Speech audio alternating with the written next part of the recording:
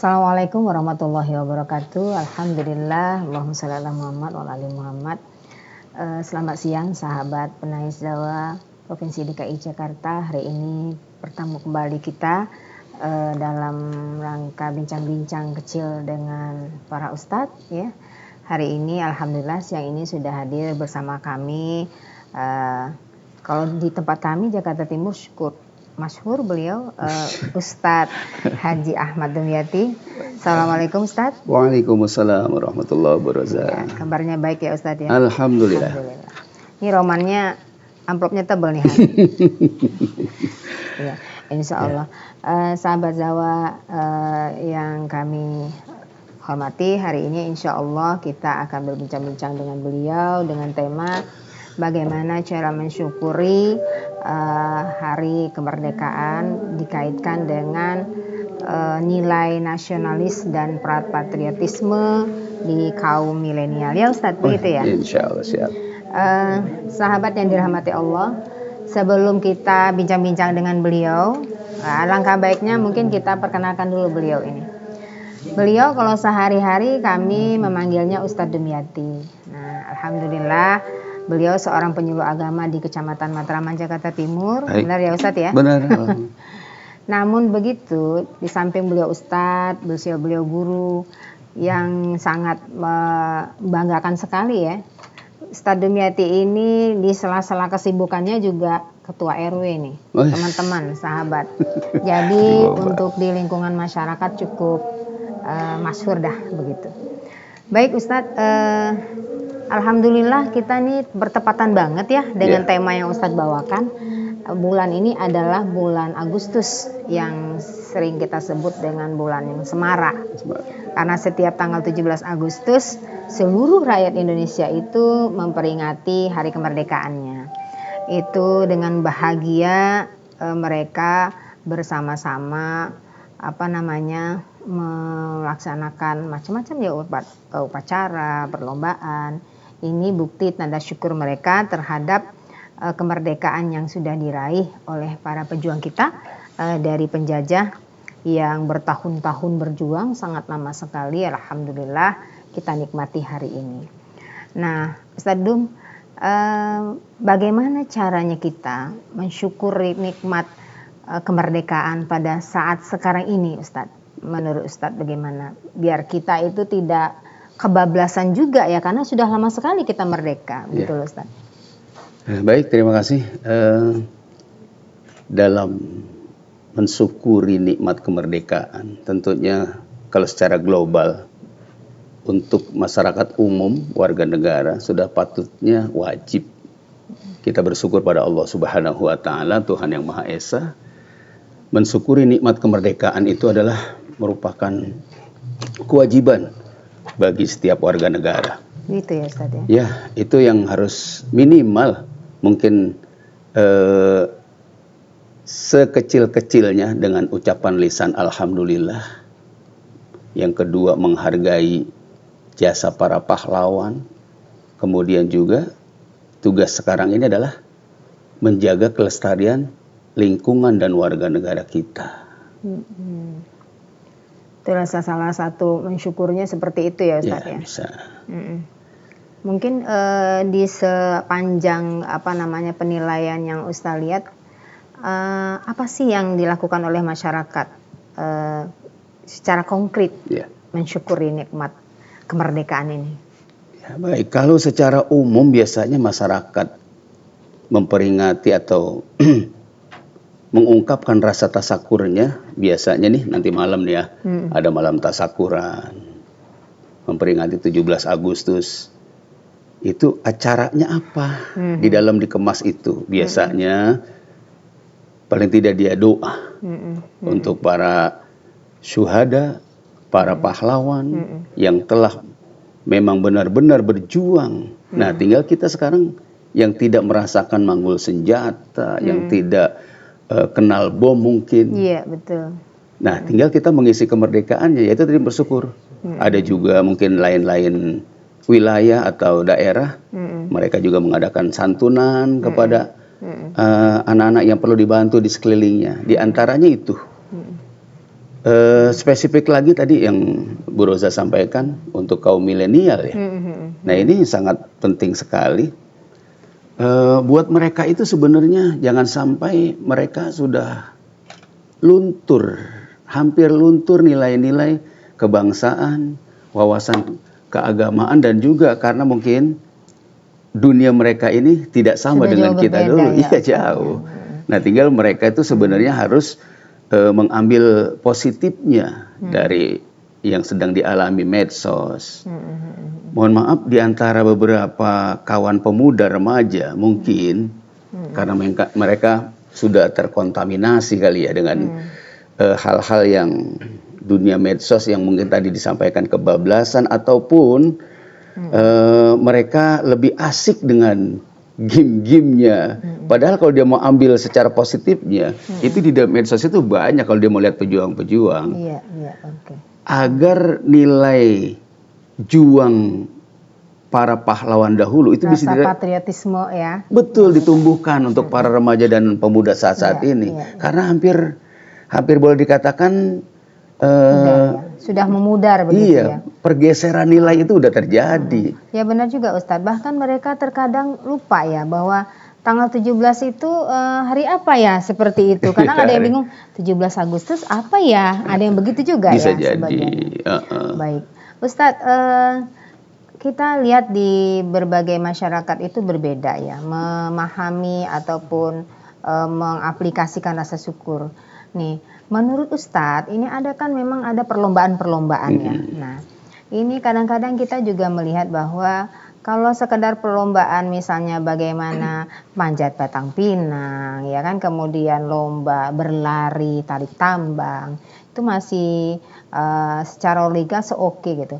Tapi bagaimana tanggapan Ustadz dengan adanya perlombaan laki-laki memakai daster seperti itu ya, kemudian laki-laki bisa mempraktekkan bagaimana hamil. Nah itu menurut Ustadz bagaimana pandangan Ustadz? Apakah cara mensyukuri itu pantas seperti itu? Sebenarnya ada hak-hak yang kewajiban mungkin masyarakat perlu ketahui. Tujuan diadakan perlombaan itu kan agar maknanya bagaimana sulitnya untuk menang, bagaimana sulitnya untuk menjadi juara satu yang terbaik. Begitu juga kilas baliknya, perjuangan bagaimana bisa merdeka, ya, meraih kemerdekaan. Iya. Tapi kalau tadi dinyatakan di lain-lain tempat, daerah, wilayah biasanya pasti berbeda-beda. Iya. Tapi kalau dikhususkan bagaimana ada lomba yang laki-laki pakai daster, laki-laki dengan bergaya hamil dan lain sebagainya. Kalau saya menurut perspektif agama sih mungkin kurang baik. Kurang baik. Boleh juga dikatakan mungkin ada pendapat pelecehan juga buat wanita gitu kan. Benar, artinya carilah yang tidak kudratnya sudah laki-laki ya laki-laki ya. Jadi ataupun perlombaan itu yang mengedukasi. Ya. Yang ada nilai-nilai pendidikan paling tidak gitu. Bukan berarti lomba itu harus hanya lucu-lucuan. Hanya pertandingan yang mungkin secara maknanya. Tadi sebenarnya ada daya tariknya itu. Bagaimana dalam perlombaan itu apapun jenisnya, kalau mau menang itu sulit ternyata. Masya Allah. Berat. Artinya masih dengan demikian mereka bisa merasakan nasionalismenya ya. Bagaimana meraih kemenangan itu tidak semudah membalikkan telapak tangan ya. Betul, karena bisa akan menimbulkan cinta tanah air itu dengan perjuangan yang dilakukan saat lomba. Jadi mereka mengingat para pejuang kita meraih kemerdekaan. Mungkin begitu ya Ustadz? Iya, harusnya menumbuhkan cinta tanah air. Patriotisme dia tinggi begitu kan, pengen menang. Nasionalismenya dia juga. Bahwa kita harus cinta lingkungan kita. Mungkin ada syair atau makalah ya yang hubul waton minal iman. Cinta tanah air adalah sebagian daripada iman. Berarti kan bagaimana dia cara mencintai tanah airnya? Ya menjaga lingkungannya dengan baik. Dan juga dia harus menjauhkan hal-hal yang kurang baik, apalagi di dunia kaula muda milenial ya, yang memang sekarang ini mungkin secara positifnya mereka lebih unggul dari masa-masa lalu, karena sekarang sudah disediakan dunia globalisasi, gampang mendapatkan semua ilmu-ilmu ya Ustadz, informasi. Baik Ustadz, mungkin ada baiknya juga kita memberikan informasi ya, bahwa ini kan Indonesia adalah negara yang majemuk dari segi keagamaan seperti itu.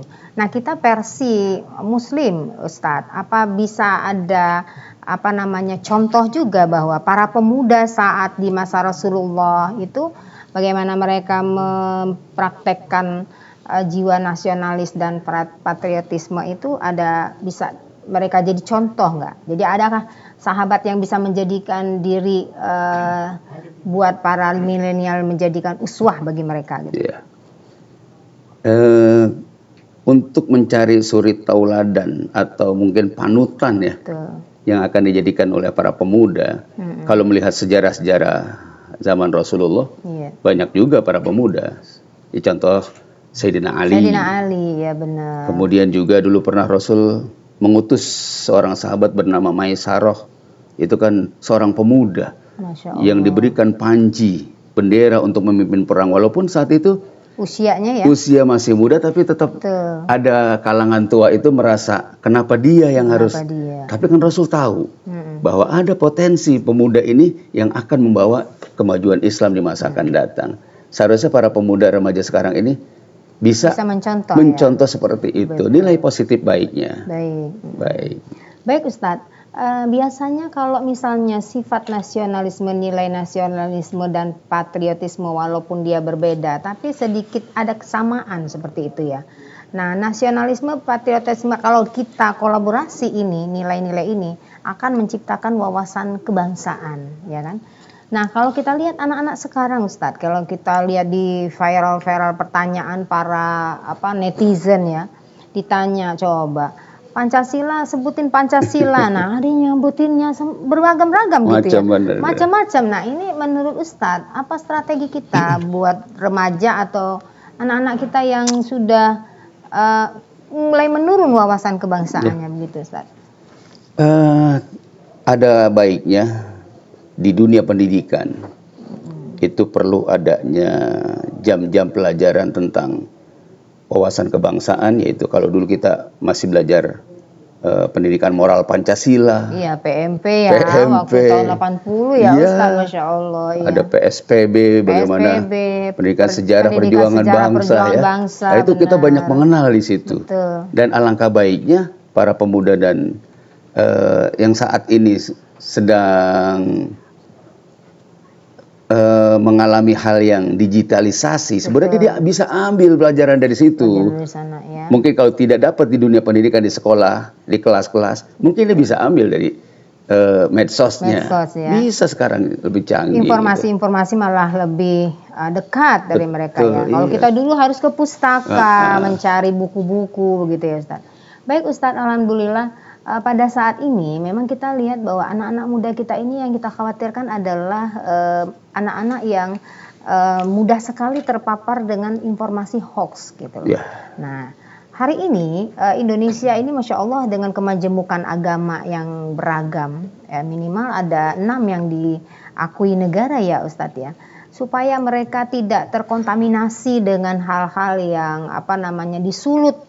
Ya karena kan kenapa? Lihat di negara-negara lain yang juga merdeka, negara timur ya, itu disulut dengan nilai-nilai keagamaan para pemuda. Nah, itu di brainwash ya, dicuci otak mereka bahwa untuk meraih kemerdekaan ya kan, dengan berjihad mereka bisa meraih surga dan segala macam. Nah, ini bagaimana caranya kita menjelaskan kepada mereka, Ustadz? Nilai-nilai kebangsaan itu atau nilai-nilai spiritual untuk melihara kesatuan bangsa. Tak terlepas dari moderasi beragama kita ya, yang tadi Ibu Roza sampaikan ada 6 agama diakui. Nah, ketika menghadapi berita hoax, mungkin perlu bimbingan kepada anak-anak kita, terutama remaja dan pemuda, bahwa jangan langsung menelan mentah-mentah berita itu yang datang. Harus dalam Islam itu kan fatabayyanu. harus mencari kejelasan dulu, ya. Dipelajari dulu sumbernya dari mana datangnya ini berita gitu. Iya, Ustaz. Jadi harus dibentengi benar-benar anak-anak kita itu sekarang ini. Jangan langsung menerima berita dari medsos, langsung ditelan, langsung diambil tindakan gitu. Berarti moderasi beragama yang dicanangkan oleh Kementerian Agama itu baik banget ya Ustadz ya, untuk diberikan pendidikan atau pengetahuan kepada anak-anak kita ya, karena memang kita khawatir hari ini kemerdekaan yang sudah diperoleh oleh para pejuang ini disusupi dengan unsur-unsur nilai-nilai asobiah yang tinggi, ta'assub ya kalau dalam bahasa kita ya. Jadi membuat mereka nanti memilah-milah, kalau agama itu salah, agama ini salah. Nah, akhirnya kemerdekaan yang sudah kita bangun oleh para perjuang yang jadi negara kesatuan ini akan pecah gitu. Berarti moderasi ini sangat baik sekali ya. Sangat baik, terutama untuk para pemuda dan remaja ya. Moderasi ini agar saling toleransi, saling menghargai. Ya mungkin sebatas tidak menyampuri untuk urusan akidah. Baik. Ya Ustadz, alhamdulillah waktu kita juga yang dibatasi ya. Alhamdulillah nggak terasa sudah hampir 20 menit ya Ustadz kita berbicara. Bahwa memang alhamdulillah untuk mensyukuri kemerdekaan ini tentu kita isi waktu-waktu kita dengan hal-hal positif gitu ya. Terus anak-anak pemuda kita mungkin kita memberikan informasi bahwa jangan termakan dengan arus yang negatif gitu ya. Tentu mereka diajak dengan kegiatan-kegiatan positif seperti yang kata Ustadz tadi ya. Insya Allah semoga, apalagi Bapak Ustadz juga Pak RW nih ya kita dengar ya. Semoga di kegiatan RW-nya sudah dimulai ya Ustadz ya. Menjadi percontohan buat teman-teman yang lainnya. Baik sahabat penais Zawal DKI Jakarta, alhamdulillah bersama beliau kita cukup menerima informasi yang Masya Allah. Insya Allah semua bermanfaat buat kita semua ya. Ustadz, terima kasih banyak Ustadz. Saya sebagai pembawa acara pada hari ini mohon dimaafkan kalau ada kesalahan. Ustadz, terima kasih banyak. Sama-sama. Saya akhiri dengan billahi taufiq wal hidayah. Assalamualaikum warahmatullahi wabarakatuh. Waalaikumsalam warahmatullahi wabarakatuh.